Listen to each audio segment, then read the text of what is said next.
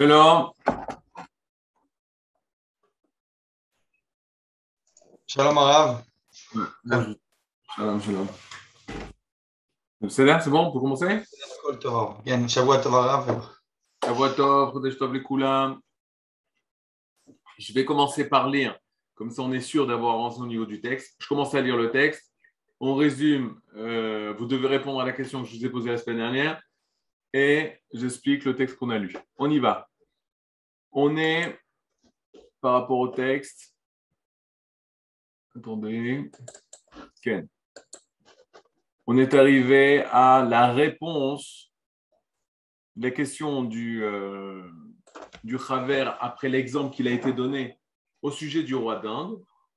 Et il lui dit de quelle manière tu vas parler de ce roi d'Inde que tu n'as jamais vu, que tu n'as jamais rencontré, mais de qui tu as reçu des médicaments, des prodiges, des miracles, des potions magiques qui t'ont aidé dans tes guerres, etc. Le roi des Khazars répond par les mêmes choses avec lesquelles j'ai vécu. C'est-à-dire, je ne pourrais parler de ce que j'ai vécu grâce au roi d'Inde. Et donc, qu'est-ce que répond le roi, le Chaver, Rabbi Yehuda Levi? Il dit café. Est-ce que vous voyez la café? Amar et Chaver, Aderech Azeh et Shivoticha Kacher She'el Tani. C'est exactement la même chose que je t'ai répondu lorsque tu m'as posé la question. Toi, roi des Khazars, tu m'as posé la question dans quel Dieu j'ai la Emouna, quelle est ma croyance, quelle est ma foi? Et j'ai répondu au Dieu d'Abraham, Yitzhak et Yaakov. En fait, c'est exactement. Et tu m'as critiqué sur ça. Tu m'as dit, mais comment? D'habitude, on me dit le Dieu créateur, celui qui a créé le monde. Pourquoi tu me parles d'un Dieu qui se réserve à ta famille? Le Dieu d'Abraham, d'Israël, de Yaakov, qui t'a fait sortir d'Égypte, toi et ton peuple, etc., qui t'a nourri dans le désert. Tu aurais dû répondre d'une manière beaucoup plus générale. Pourquoi? D'une manière très personnelle, très familiale. Et là, il lui dit Vechen patach Moshe ledaber imparo. Et ainsi, c'est de cette manière aussi que Moshe, Moïse, a parlé avec Paro lorsqu'il a présenté Dieu à Pharaon. Keshe Amar, lo, lorsqu'il lui a dit Elohe haïvrim shelachani elecha. Quand Moshe, Moïse, se présente devant Pharaon, il ne lui a pas dit le Dieu créateur, le créateur du monde m'envoie. Il ne lui a pas dit ça. Il lui a dit le Dieu des Hébreux m'a envoyé vers toi, toi Pharaon. C'est-à-dire que j'ai eu un dévoilement du Dieu des Hébreux et je suis là parce que j'ai vécu ce dévoilement. Ce n'est pas par une philosophie que j'ai appris qu'il y avait un créateur ou je pense qu'il y a un créateur. Non, c'est un dévoilement, une expérience vécue avec le divin. Retzono Lomar, c'est-à-dire, c'est quoi le Dieu des Hébreux? Eloke Avraham, Israël, Yaakov. C'est le Dieu d'Avraham, Yitzhak et Yaakov. Mipnei Shay Avraham Mefoursa Metzalaumot. Parce que toutes les nations connaissaient Avraham, Avinu, connaissaient l'histoire de Yitzhak et de Yaakov. Vechi Yitraber Aleem d'avar Elohim, et qu'ils savaient qu'ils avaient une relation avec le divin. Veini Gotam Vasa Lahem Niflot. Et que ce même Dieu les a dirigés et il leur a fait des miracles. Velo Amar, et bien entendu, Moïse, lorsqu'il se présente devant Pharaon, Lo Amar, Boré Shamaim Varetz Shelachani Lecha, que le créateur du ciel et de la terre m'a envoyé vers toi. Velo Bori Uvoacha, il n'a même pas dit mon créateur, moi Moïse, m'a envoyé chez toi Pharaon, ou Boracha, ou ton créateur. Mais c'est pas seulement ça. Vechel Patach Elohim Debarav El Amon Israël.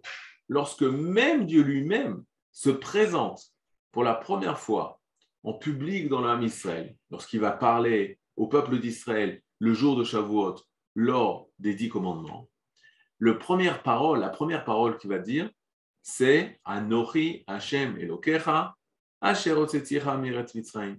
Je suis l'Éternel ton Dieu qui t'a fait sortir d'Égypte. Velo Amar, et ce même Dieu qui s'est présenté au peuple d'Israël tout entier, il n'a pas dit Aniboré Olam ou Voachem. Je suis le créateur du monde et votre créateur à vous, je vous ai créé. Vechen, et c'est ainsi, dit Rabbi Yehuda Levi, Patarti lecha melech hakuzar, asher sheiltani al emunati.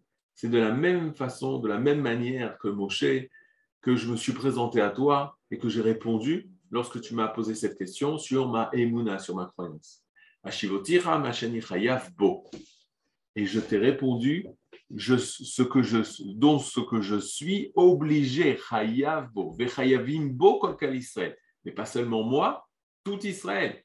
Asher itbarech eslam amamadahu birut enehem, parce que cette chose-là, la sortie d'Égypte, le désert, l'entrée en Eretz Israël, etc., tout ça, c'était des choses qui étaient bereut enehem, que leurs yeux ont vu.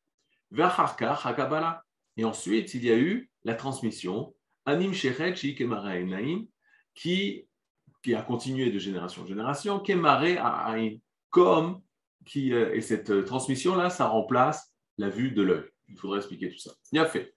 Donc, qu'est-ce qu'on voit ici? On voit que Rabbi Yehuda Levi va répondre au roi des Khazars après lui avoir tendu un piège. C'est quoi le piège? Le piège était l'exemple du roi d'Inde. Pourquoi c'est un piège? Parce qu'il a sorti du sujet de l'homme et du créateur, l'homme qui invente Dieu, et il a raconté une histoire, comment toi tu vis la vie. Si on te raconte par rapport à un roi que tu n'as jamais vu, que tu n'as pas pu rencontrer, est-ce que tu vas croire qu'il existe? Ce qui veut dire, je traduis, est-ce que la créature témoigne du créateur? C'est-à-dire, c'est ça le lignal. Si tu vois, parce que c'était quoi l'exemple? L'exemple, c'était si tu rencontres des gens d'Inde qui sont droits dans les affaires, qui se comportent bien, etc., est-ce que tu vas croire que ça vient de leur roi, que c'est eux qui les a fait, qui les a éduqués dans le droit chemin et qu'ils ont un roi extraordinaire? Le roi des Khazars dit non, peut-être oui, peut-être c'est grâce à leur roi, peut-être c'est grâce à eux-mêmes, peut-être c'est les deux. Ou peut-être, là, il n'y a pas de roi, le roi est méchant, mais eux sont beaux. En fait, c'était quoi la question? C'était, est-ce que, parce que tu vois un ordre dans ce monde, de la créature, est-ce que forcément, il y a quelqu'un qui a ordonné ça, qui a créé tout ça? Est-ce que la créature nous enseigne sur le créateur? S'il lui avait posé cette question, alors le roi des Khazars aurait répondu, oui, forcément, la créature nous prouve qu'il y a un créateur. Or, Rabbi Yehuda Levi ne veut pas ça. Pourquoi? Parce qu'il ne veut pas parler du Sechel, parce que ça aurait été au niveau intellectuel, que tu arrives à une conclusion que la créature enseigne sur le créateur, il n'y a pas de créature sans créateur, il n'y a pas de horloge sans horloger, mais il veut lui dire de quelle manière tu accepterais une chose que tu n'as pas encore vue. Alors il dit non, je n'accepterai pas tant que je n'ai pas vécu une relation avec. Et là, c'est pour ça qu'il lui amène l'histoire du roi d'Inde, que le roi d'Inde ne va pas y croire tant qu'il n'a pas eu des choses qui viennent directement du palais, qui viennent directement du roi d'Inde, etc., où là, c'est sûr qu'il va dire je suis chayav, je suis obligé, dans l'obligation de le remercier, parce que j'ai vécu les cadeaux qu'il m'a donnés, j'ai vécu le bienfait qu'il m'a donné, et je peux parler de cette relation. Bien fait. Donc, qu'est-ce qu'il veut lui apprendre? Il veut lui apprendre exactement ce que Moshe Rabbeinu veut apprendre à Paro, et ce que Akadosh Borou lui-même veut apprendre à Israël. Pourquoi?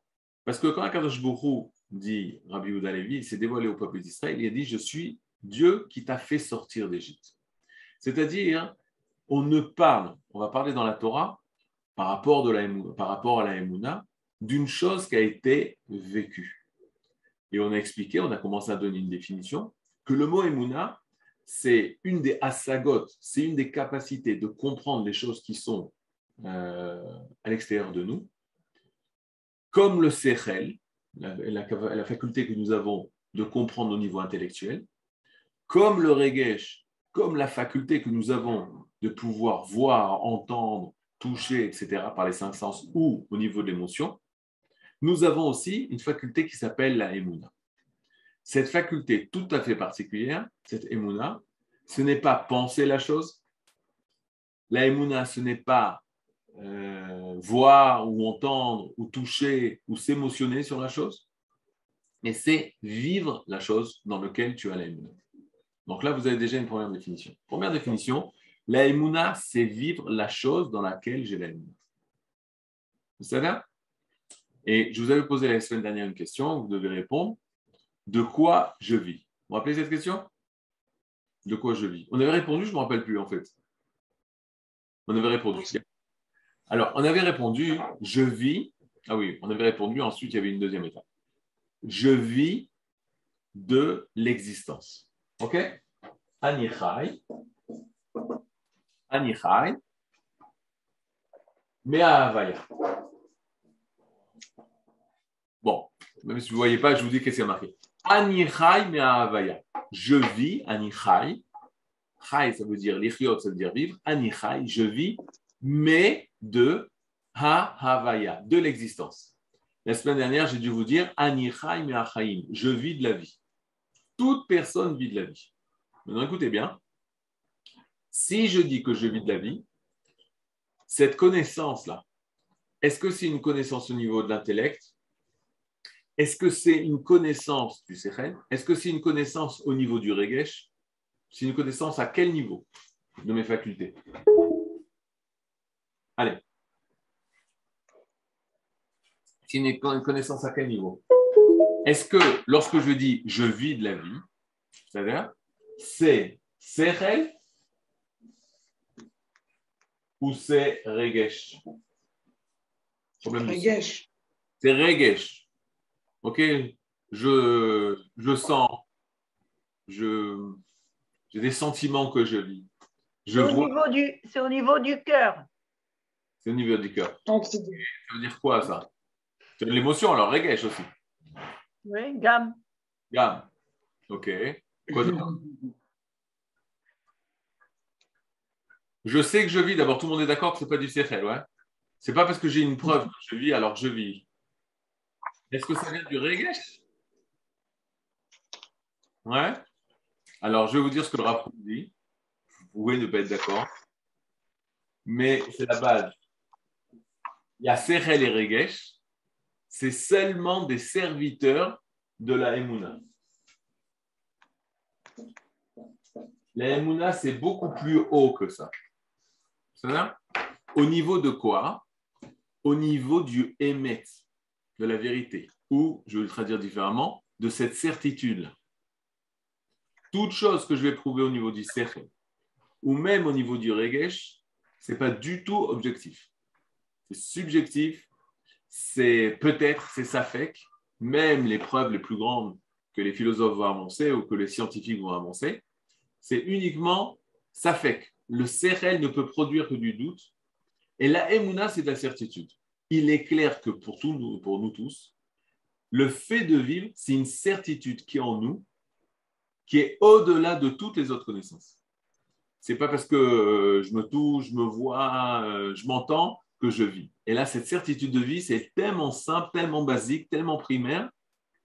Tout le monde est d'accord sur ça. Et c'est du 1000%.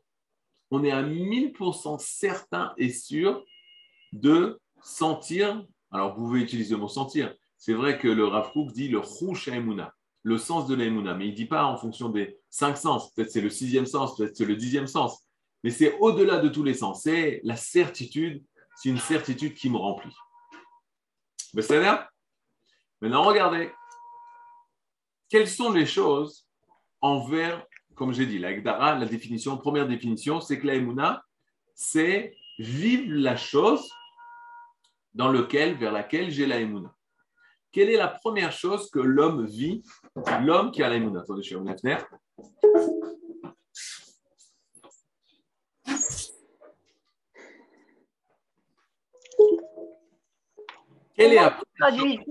Comment vous traduisez certitude? Vadaout. Ah, ok. Vadaout akiyum. Maintenant, je vous rajoute, Odaraba, par rapport à cette Vadaout akiyum, cette certitude de l'existence, ça existe aussi chez les animaux. Très important. Très, très important ce que je vous dis là maintenant. C'est-à-dire que la Emouna, le Rav Kook va ramener ça à l'état le plus primaire. Que même la vache, elle a de la Emouna dans quoi? Dans sa Havaya, dans son existence. Et le shochet qui va vouloir préparer un korban pour le Beth Amikdash, alors il va devoir se battre contre cette vache parce elle a cet instinct de vie, cette Vadaout Akiyum, ça la remplit, et elle est capable de se battre pour ça. Même si elle ne sait pas ce que c'est une vache, même si elle n'a jamais vraiment réfléchi qu'est-ce que c'est l'état de vache, etc., elle a cette Vadaout Akiyum. Donc la Emouna, vous voyez, c'est quelque chose de très, très, très basique. D'un côté, ça nous remplit de certitude. De notre côté, c'était très primaire, c'est pas expliqué, c'est pas des mots, c'est pas des livres. C'est vécu d'une manière très simple. Ça va? Maintenant, dans quelle chose l'homme doit avoir, en première étape, la émouna? Dans quoi? Dans nos vies, pas les enfants. Je ne parle pas des enfants pour l'instant. Nous, nos vies, en quoi on a une vadaout? Alors, première des choses que je vais dire. Vadaout de quoi? Cette certitude de quoi? D'être vivant. D'être vivant. Ok? Cette certitude d'être vivant. C'est-à-dire qu'on a une émouna marquée. On a une émouna en premier lieu, elle atzmenu, vers nous, en nous. Ok? Donc, cette émouna dans notre existence. Première étape. Donc, c'est une relation d'émouna que nous avons avec notre vie. La relation qui naît de ma vie, que j'ai par rapport à ma vie, par rapport à mon existence, c'est une relation de émouna. Vers quoi d'autre nous avons une relation de émouna? Alors, on y va. D'abord, j'écris. Première des choses, si une personne n'a pas ça, ah oui, je raconte l'histoire du Rav Zuckerman. Une fois, un élève est allé le voir. Il lui dit, ah, vous dites que la émouna, c'est cette certitude d'existence. Moi, je ne sais pas si j'existe. Prouvez-moi, il lui a dit au Rav Zuckerman, prouvez-moi que j'existe. Le Rav Zuckerman lui a dit, tourne-toi. Il lui a donné une frappe dans le dos assez forte. Il a dit, aïe! Il a dit, tu vois, tu existes. Mais le Rav, il nous a dit, je n'ai pas fait ça. Je l'ai envoyé tout de suite chez le psychiatre.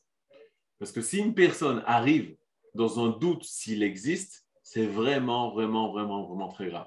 On dit l'histoire de donner un coup à une personne qui ne sait pas s'il existe, c'est Rav Sandiagon, dans les Monodes de Déot, où la personne, il doit avoir cette conscience. Si elle n'a pas ça, elle est au niveau psychologique et psychiatrique très, très, très, très, très, très malade. C'est clair que tout le monde a cette certitude de vie.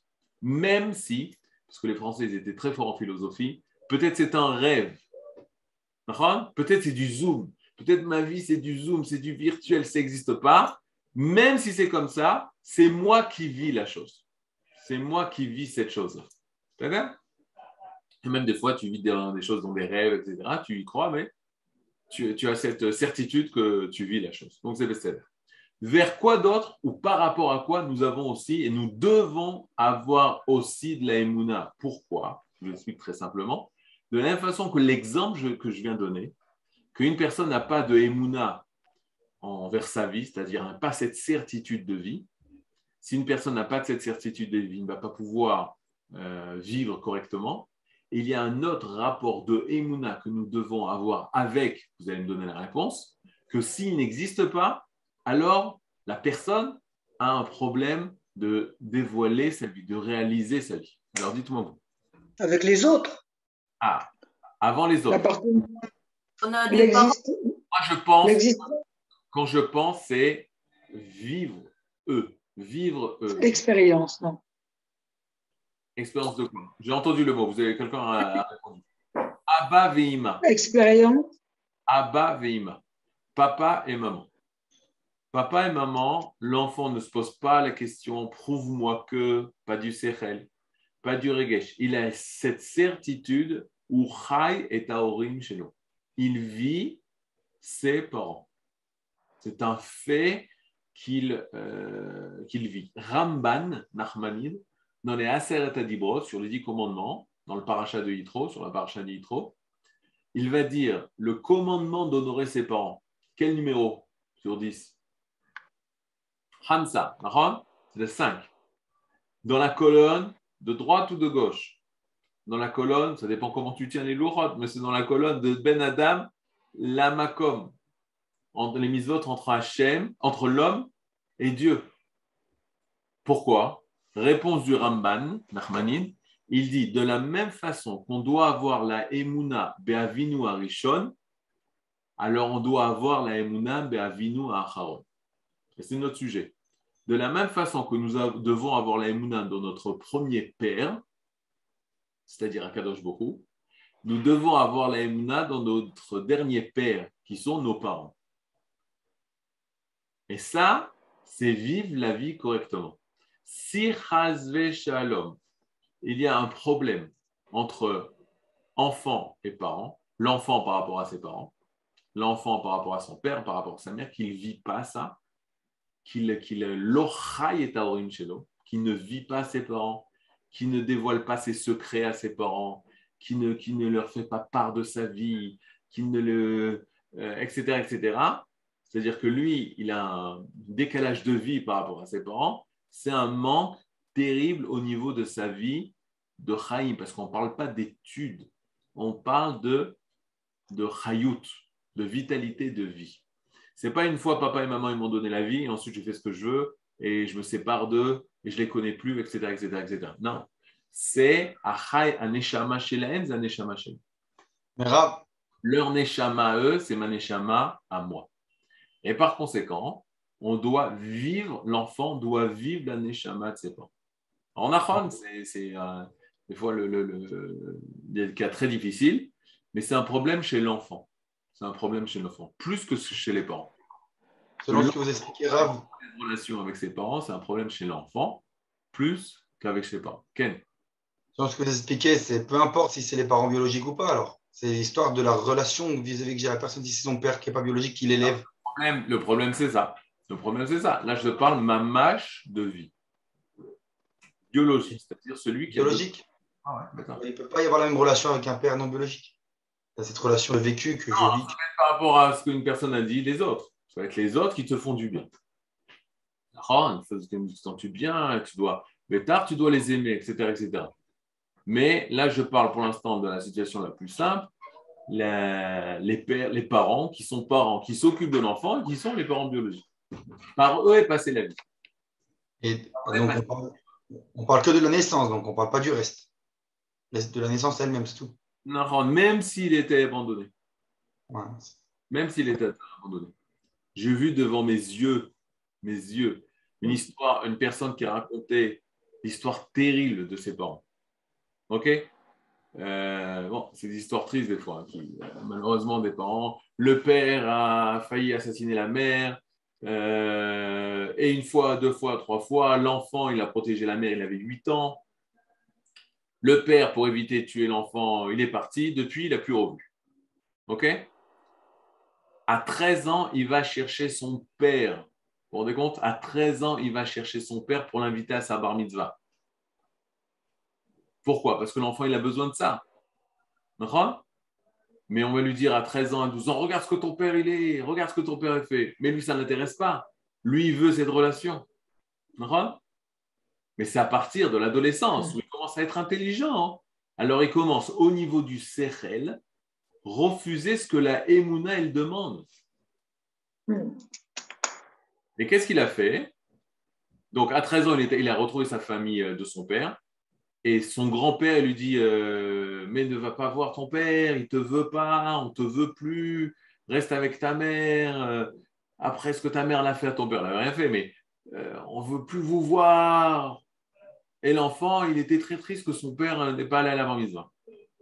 Ensuite, 18 ans, il renie totalement son père, il ne veut plus cette famille, il se marie, il a des enfants, nanana. 55 ans, sa femme veut divorcer. Catastrophe dans le couple. Lui, il est toute la journée dans le marché, toute la journée dans l'ordinateur. Il donne sa vie pour son travail et pas pour sa famille. Ça va dire? Et là, quand il va divorcer, il commence à prendre conscience, il rencontre quelqu'un. C'est une histoire vraie, que j'ai vue devant mes yeux. Il nous racontait ça, la personne. Elle avait 60 ans. Et il dit, j'ai pris conscience que j'étais en train de tout perdre. Et il fallait que je change. On m'a dit, je pouvais tout rattraper si moi je changeais. Et changer quoi? La relation avec mon père.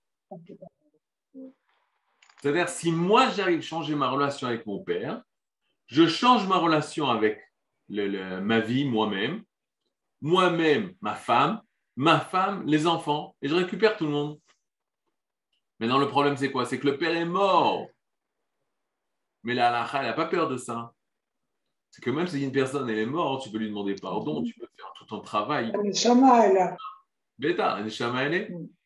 Et donc, sans passer par les détails, il a fait tout un travail de midot que tu vois. C'est une personne pas religieuse. C'est une personne pas religieuse. Il ne fait pas Shabbat, il ne fait pas Kippour. Il a fait tout un travail de midot pour pardonner à son père. Qu'est-ce que ça veut dire pardonner à son père? Ce n'est pas le juge. Pour rétablir la relation d'amour et de vie qu'il avait à son père. Maintenant, tu pleures. Il nous a lu la lettre qu'il a écrite pour son père mort. Tu pleures. Je dis, c'est pas possible. Il écrit à un père comme ça, un fou, un méchant, tout ça. Il dit, c'est dommage, je ne vais pas participer à ma bar mitzvah. Et il y croyait ce qu'il disait. Il croyait, il vivait ça. Il fait tellement dommage que les moments qu'on n'a pas pu passer ensemble, j'aurais tellement aimé te présenter mes enfants, tu aurais tellement aimé d'être ensemble, etc., etc. Pour lui, il avait fait le travail. Pour lui, il avait fait le travail de faire le shalom entre lui et son père. Peut-être son père, il aurait fini sa vie en prison, peut-être son père, mais il aurait emmené 2 oranges. Et avec amour, dire papa, tu dois manger, papa, fais attention à ta santé. Vous comprenez là, il y a 2 maréchot différentes, il y a 2 systèmes complètement différents. Ce que la justice a à faire, ce que Dieu décide, le din, et la vie. La vie, c'est autre chose. La vie, c'est autre chose. L'enfant, il n'est pas en train de juger. L'enfant, il veut la relation avec ses parents. Il n'est pas en train de juger si ses parents ils sont bien, ils sont méchants. Est-ce que mes parents ils sont avec moi ou pas? Est-ce que je vis mes parents ou pas? Est-ce que mes parents m'aiment ou pas? Ça, oui, il se pose la question. Mais je peux vous garantir que quand tu vois ça, tu te dis comme ça, sadique, cette personne, j'ai jamais vu un truc comme ça, même le plus grand sadique pour pardonner une personne comme ça. Waouh! Maintenant, il aurait pu décider, j'ai raison. Nahon, tu as raison. Mais au niveau de Taïmouna, c'est une catastrophe. Et donc, ta relation avec ta femme, c'est une catastrophe. Ta relation avec tes enfants, c'est une catastrophe. Il a fait cette chouva-là. Il a récupéré sa femme et ses enfants. Parce qu'il a récupéré sa émouna, il a récupéré lui-même, il s'est récupéré lui-même. Il a récupéré sa vie, sa confiance de vie, son amour de vie. Tu ne peux pas aimer ta vie si ceux qui sont à la source de ta vie crient tes parents. Si tu n'aimes pas. Ils sont hors de ta vie. Et on peut faire, dans l'idéal, on doit faire ça avec chacun, en fait. Voilà. Enfin, c'est pour ça que je te dis, là, au départ, le départ de l'éducation, moi-même, si une personne, elle ne s'aime pas, si une personne n'accepte pas, si une personne, elle n'est pas consciente de sa vie. Problème. Deuxième émouna, ses parents. C'est bien. Troisième relation de... Moi, je vois par exemple des élèves, il y a un rave qui vient, qui aide des élèves justement à faire la réparation avec ses parents. Mais c'est waouh! C'est waouh! C'est waouh, parce qu'on a l'impression que tout va bien. Il a pris sa décision au niveau du Sechel. Non, mon père, c'est ça, moi, je suis ça, chacun sa vie. Mais ça, c'est ce que le Sechel, il dit. Mais ce n'est pas ce que la vie, elle dit. Ce n'est pas ce que la relation de Havaya, elle dit. La Emouna. Une fois, le Rav Zuckerman nous racontait, il allait voir, le Rav Zuda était à Merkazara. Merkazara, c'est en pleine ville, c'est Rehov Rav Kook. Et il marche comme ça, il a des problèmes pour voir de loin, hein, il mettait des lunettes, le Rav Zuckerman, quand il conduisait. Et Shabbat, comme c'était une chose qui n'était pas importante, lui, il ne porte pas Shabbat, donc il ne portait pas ses lunettes. Et il nous raconte qu'il marchait en pleine ville. Il voit au fond, il voit un homme et il ne comprend pas ce qu'il y a par terre, à côté de cet homme. Il a ses lunettes, il ne comprend pas. Il avance, plus il comprend ce qui se passe. Il voit un homme frapper un enfant. Okay, donner des coups de pied à un enfant. Il court, et il est prêt à faire ce qu'il faut faire, c'est-à-dire frapper la personne. Au moment où il veut frapper l'adulte, l'enfant il crie « Altiga Bacheli !»« Touche pas à mon père. » « Pourquoi touche pas à mon père? Je le prends, je le mets en prison. »« Altiga Bacheli !»« Mais attends, tu te fais frapper par ton père. » Qu'est-ce qu'il nous a dit le Rav Zuckerman? Cet enfant, il a réagi comme il faut. Parce que c'est tiv'i, parce que c'est instinctif, naturel. L'amour d'un enfant à son père. Quand est-ce que c'est mitkalkel? C'est quand l'enfant il commence à réfléchir, à prendre des décisions. Mon père ne doit pas faire ça, etc., etc., etc., etc., etc. Et donc, il va commencer, à cause des raisonnements logiques, à prendre des décisions au niveau de la émouna. Jamais, chas v'shalom, que le sechel, l'intellect, les raisons, viennent tuer la émouna. C'est un peu ce qui s'est passé. Quand nous, on a quitté, moi, je n'ai pas quitté, moi, je suis né malheureusement en France, mais nos parents ont quitté l'Algérie, le Maroc, etc. Nos grands-mères, nos arrière-grands-mères, elles avaient une émouna extraordinaire. On est arrivé en France, on a perdu cette émouna. Pourquoi? Parce que le Sechel, il a pris des décisions, des connaissances qui ont éteint, qui ont étouffé la émouna naturelle qu'on avait. Alors, cette émouna, ça peut être. Ou est-ce que c'est aussi, Pardon? ou est-ce que, excusez-moi, ou est-ce que ça peut être aussi tout simplement une protection pour garder cette émouna dans un coffre, comme un trésor, sans qu'elle soit abîmée par, vous voyez ce que je veux dire? C'est-à-dire que ça peut être un système de défense pour protéger La décision qu'il a prise par ce rapport à. qui est vraiment. Non, peut-être parce qu'il était dans l'incapacité de trouver une solution. Non, je parle par rapport à vous, par rapport à l'expérience en arrivant en France, de mettre comme une sorte pas un mur, mais je dirais un tissu, quelque chose qui protège, où on fait comme si on n'avait pas cette émouna, mais elle est là toujours. Elle existe. Le Sechel, il nous a étouffé la émouna naturelle. On a perdu la émouna naturelle. On est obligé de réétudier la émouna pour Mais elle refaire reste. cette émouna. Elle reste, mais elle a été étouffée. Et nos décisions, on les a plus prises par Oui, ça oui. elle que par vécu de émouna. La preuve, c'est quoi? C'est que la majorité des gens, ils montent pas en Eretz Israël.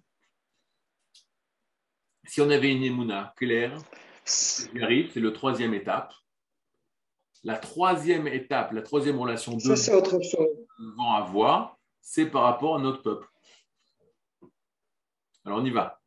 J'ai la émouna, Oui. j'ai la émouna en mes parents et j'ai la émouna dans la Oumma. Rappelez-vous que le mot maman, c'est M, mère, c'est M. Et Oumma, la nation, ça vient de ce même mot M qui veut dire mère. C'est bien? Donc, 3 niveaux. Beatzmi, en moi-même. Baorim, Sheli, dans mes parents. Une relation de vie. Et une relation de vie envers la Oumma, la nation. Or, ça, pendant 2000 ans de Galout, on a totalement perdu cette émouna. On n'avait pas de émouna dans le Ham Israël. Pourquoi? Parce que à cause de la sinatrinam, et là on vient à ce que quelqu'un a dit, la émouna par rapport aux autres, vivent les autres, c'est ce collectif-là qu'on a tué. C'est le fameux sinatrinam. Quand on dit sinatrinam, la haine gratuite, c'est que je vis seulement moi, peut-être mes parents et c'est tout. C'est-à-dire je me déconnecte totalement des autres. Ça, c'est ça qui a détruit la notion de nation au sein des Juifs. Au sein des Juifs. Et pendant 2000 ans de Galout, on a totalement oublié cette notion de nation. Et c'est pour ça qu'on est resté en Galout. Et même si on disait les Shanaba Birushalim, c'était seulement au niveau du Sechel. Ou seulement cité comme Rabbi Yehuda Levi. Ah, voilà, on est en plein livre de Rabbi Yehuda Levi. Il va dire, on dit tous les jours, 3 fois par jour, fais-nous voir ton retour à Tzion, fais-nous voir ton retour en Israël, à Jérusalem. Et il dit, c'est des prières qui est tzivtsouf à zarzir. C'est comme le sifflement des rossignols. C'est naturel comme ça, on ne comprend pas ce qu'on dit, on le dit. On ne vit pas ça. Or, la émouna, c'est vivre. Or, la émouna, c'est vivre. Et on ne sait pas comment, pourquoi. On sait, mais pour l'instant, on ne l'étudie pas. Le Ham Israël s'est levé, et des hommes, pas tout le monde, pas tout le monde, ont commencé de nouveau à dévoiler cette émouna dans la Oumma. Émouna, Oumma, c'est très proche les mots. La Oumma, la nation, elle commence à vivre à travers certains hommes. Leur nation commence de nouveau à avoir une relation de émouna, de vie, de vécu avec ces hommes-là. Ils décident de monter en Israël, ils décident d'assécher les marécages, ils décident de reconstruire une nation, ils décident d'être de nouveau nation. Ça a pris 2000 ans. 2000 ans. Très long. Avec des pogroms, des shows, tout ce que vous voulez. Parce qu'on avait perdu cette émouna dans le Ham. Et là, petit à petit, le Ham Israël revient à cette émouna. Aujourd'hui, on a la émouna dans la Oumma. Donc là aussi, émouna, relation de vie avec. Et Rabbi Yehuda Levi ne se trompe pas. Hein. Il dit, de quoi on parle? De quoi on parle quand Akadosh Baruch Hu s'est dévoilé à nous? À la nation. Kaniré, c'est pas Kaniré, c'est que en tant que nation, on peut se rattacher au divin. en tant que nation, pas en tant que moi tout seul, moi et mes parents, c'est moi et ma nation. C'est pour ça, quand il va se dévoiler, il va C'est dire la partie. je t'ai fait toi sortir d'Égypte. Qui c'est toi? C'est pas moi, individu. Rabbi Yehuda Cohen Cook, il dit c'est tout le temps l'inverse. C'est quand on parle au singulier dans la Torah, ça s'adresse à la nation une. Quand on s'adresse au pluriel, vous, c'est les individus. Mais quand on parle au singulier, on parle à la nation. Donc Hachem a fait sortir la nation. C'est-à-dire, donc, notre émouna, justement, c'est quand il y a l'apparition de cette nation-là. Donc, très important, du retour de l'individu, moi, de mon rattachement à la nation, comme une chose vécue au niveau de ma émouna. Quelque chose, je vis ça. C'est bien? Est-ce que vous avez des questions? Poser des questions, c'est très important là, par rapport à la suite. Merci. On va partir. Bien fait. C'est bon. Maintenant. Par rapport à la nation, vous parlez du peuple ou du goût, enfin, sur sa terre, avec sa royauté. C'est ça une nation. La Oumma, c'est un groupe de personnes réunies sur une terre avec un roi. C'est ça la nation.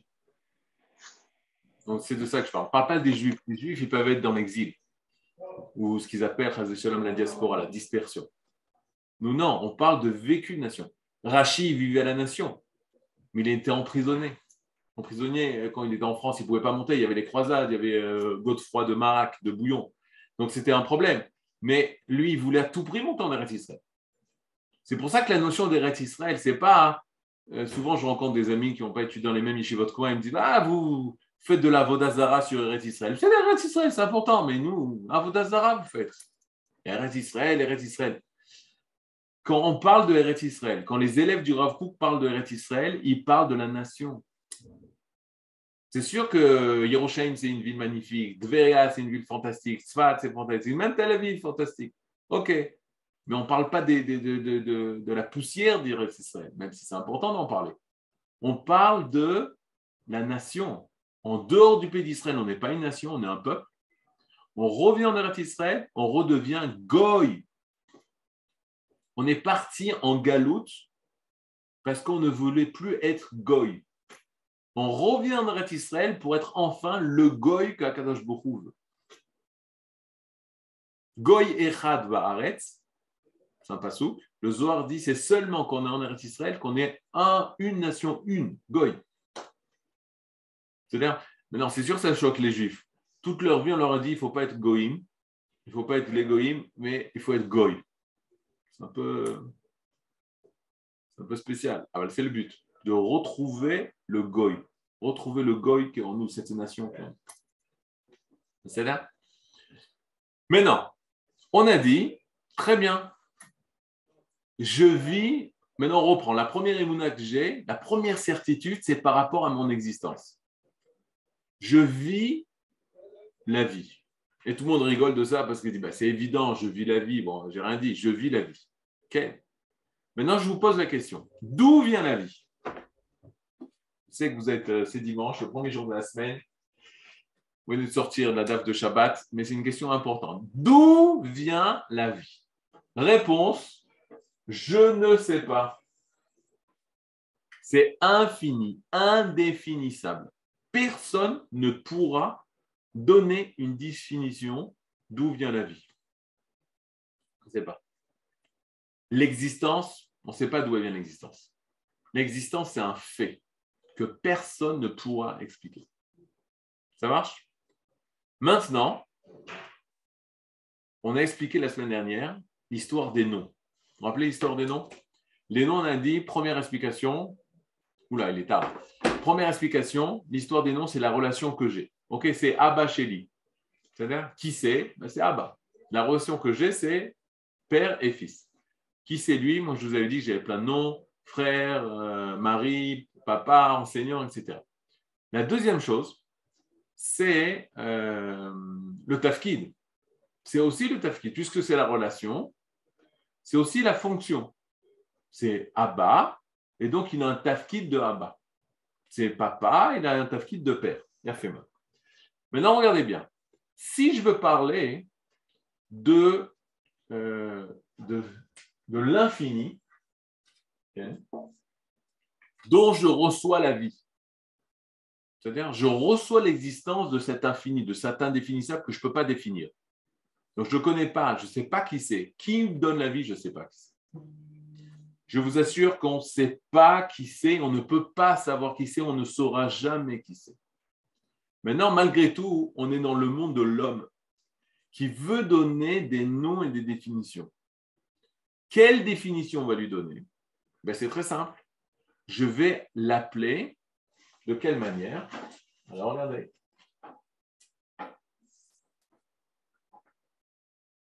Il y a un verbe en ivrite. Ah, je suis désolé, là. Vous ne voyez pas du tout, Nahon? Il y a un verbe en ivrite qui est lehavot. OK? Au futur, ce verbe, c'est Mina Shamaïm, on ne veut pas qu'on écrive. Alors écrivez-vous sur vos cahiers. Au futur, c'est un piel. C'est un piel avec un lamed he, c'est-à-dire ça se finit par he, les havot et he vav he. Maintenant, regardez qu'est-ce que ça veut dire. Qu'au futur, comme je dis je parlerai à Daber, ou comme je dis les kavot, voilà, les kavot c'est un bon exemple. Les kavot c'est expliquer, c'est espérer. La tikva, l'espérance. Hein. Les kavot en ivrite, ça veut dire espérer. Ani mekave, ça veut dire j'espère.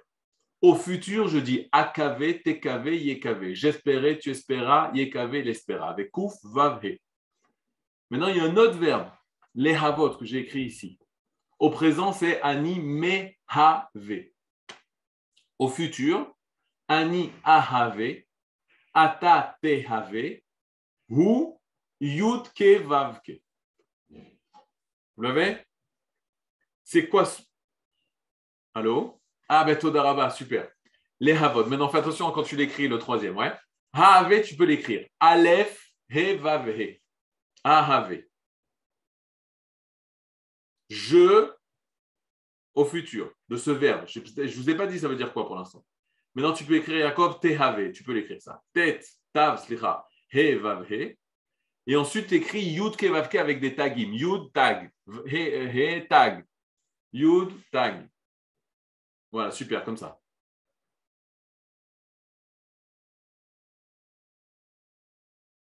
OK?